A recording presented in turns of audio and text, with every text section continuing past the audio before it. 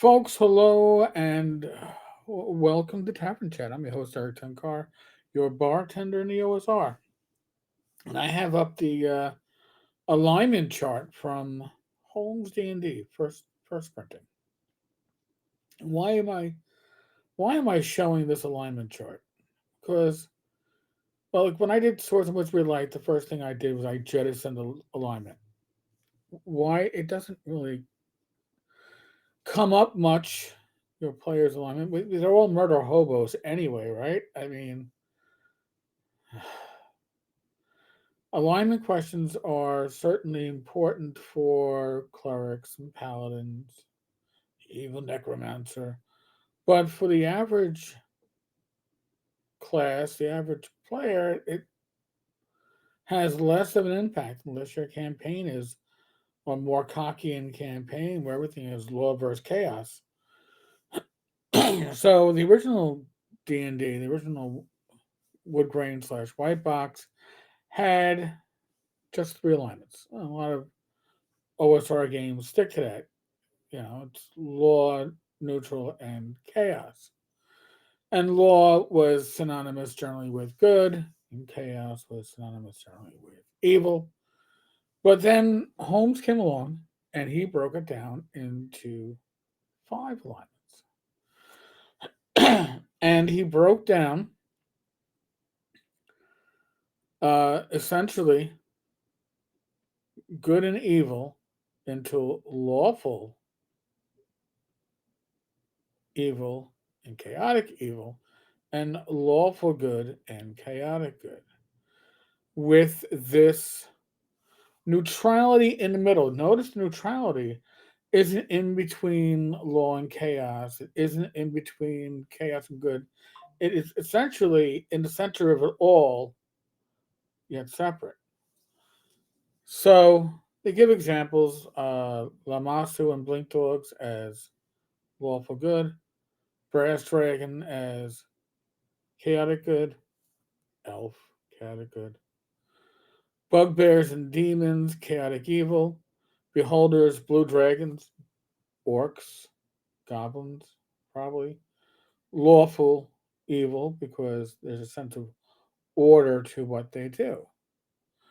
And as I'm thinking about Blades and Arcana, this is probably the alignment system that I am leaning toward. Now, again, Swords and Wizardry Light, Continual Light has no alignment. You can easily edit in, many DMs do. But alignment does help for certain spells to be useful and such, and I understand that.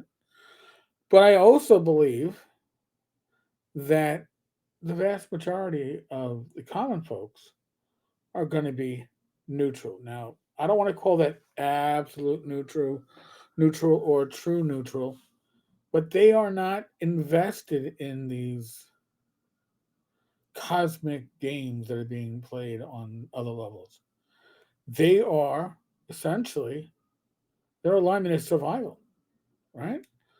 Get the next crop planted, get the next deer hunted and slaughtered and preserved to ensure that they, their family, their kin, their town survives the winter or survives to the next year or survives the bandits or survives the. They are not. Player characters have the advantage of long term thought, right? And being more than just thinking about survival. The average character, the average NPC, is their alignment is survival. Their alignment is neutral. Even bandits aren't necessarily evil. They're quite likely doing this as a matter of survival. They have no skills. And they certainly don't see themselves as evil.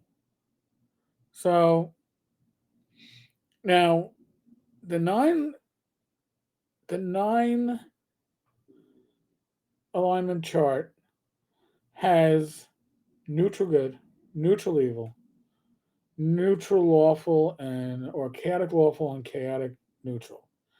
And these, all right, these neutral areas on the good side and the evil side, you can say these characters are whatever monsters, creatures are generally good, and long chaos has very little to do with what they do.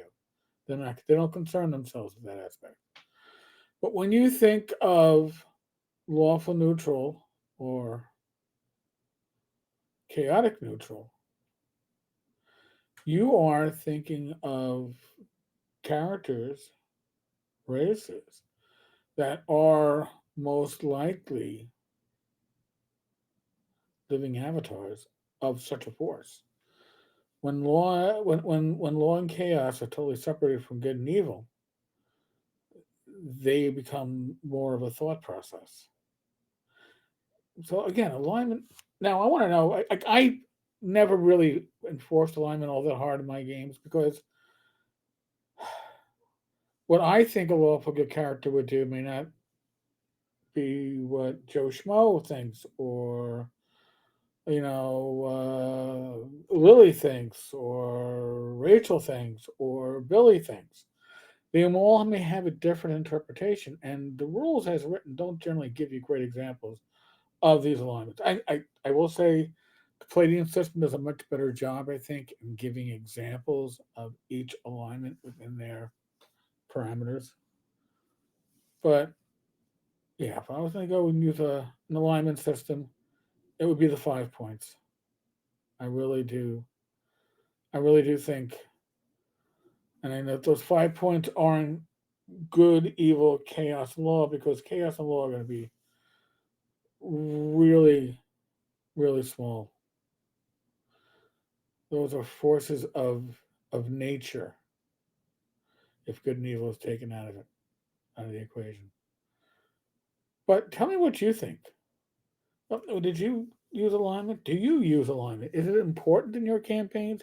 Is it just something that applies when a magic item was found or a spell is being cast, and otherwise nobody's really paying attention to it? I understand it. For clerics and priests and druids, it's important. Paladins, but the average fighter, is that what really drives them? So tell me how you handle it. Tell me what alignment system, the 3 point, the 5 point, the 9 point, the no point. Which one is best for you? Which one do you prefer in your campaigns? Live stream tonight at 8 p.m. Tomorrow, there'll be a live stream tomorrow at 1 p.m. and another at 8 p.m. It's a twofer. Other than that, be safe, be well, God bless, roll this dice, roll them well. Back again tonight with the live stream. I'll catch you then.